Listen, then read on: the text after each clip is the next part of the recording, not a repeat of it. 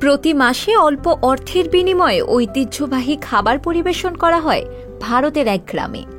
ভারতের গুজরাটের চন্দনকি গ্রাম এমন একটি স্থান যেখানে কেউ বাড়িতে রান্না করেন না।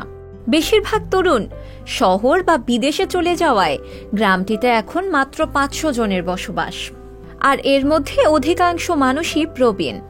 বৃদ্ধদের মধ্যে ক্রমবর্ধমান একাকিত্বের সমস্যা সমাধান হিসেবে এই ঐতিহ্য শুরু হয়েছিল। গ্রামের সরপঞ্চ পুনম ভাই প্যাটেলের উদ্যোগে গ্রামের সাম্প্রদায়িক চেতনা টিকিয়ে রাখা সম্ভব হয়েছে। নিউ ইয়র্কে 20 বছর কাটানোর পর তিনি আহমেদাবাদে নিজের বাড়ি ছেড়ে চন্দনকিতে ফিরে আসেন এবং গ্রামবাসীদের মধ্যে শক্তিশালী বন্ধন তৈরি করতে সাহায্য করেন। গ্রামে গড়ে তোলেন কমিউনিটি রান্নাঘর। গ্রামবাসীরা মাসিক মাত্র 2000 রুপির বিনিময়ে 2 বেলার সুস্বাদু খাবার খান, আর যারা এই রান্না করেন তাদের বেতন দেওয়া হয় মাসিক 11,000 টাকা। খাবার পরিবেশন করা হয় একটি সোলার পাওয়ার দ্বারা চালিত শীতাতপ নিয়ন্ত্রিত হলে।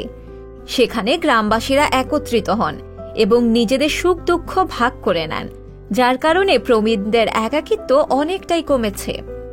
বৃদ্ধ বয়স এমন এক সময় যখন কমিউনিটির দরকার হয় সবচেয়ে বেশি, কিন্তু এই যুগে তা অনেকটাই কমে এসেছে। সেখানে ভারতের একটি গ্রাম সম্পূর্ণ ভিন্ন কমিউনিটির উদাহরণ হয়ে উঠেছে।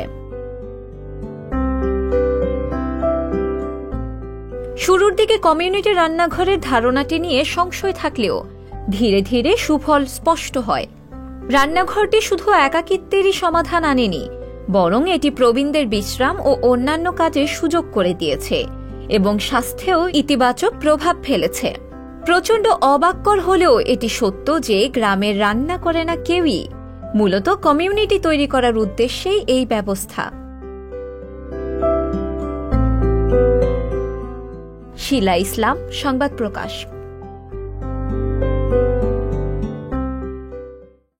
সংবাদ, ফিচার ও অনুষ্ঠানের জন্য ভিজিট করুন সংবাদ প্রকাশের ওয়েবসাইট এবং যুক্ত থাকুন ফেসবুক পেজ ও ইউটিউব চ্যানেলের সঙ্গে।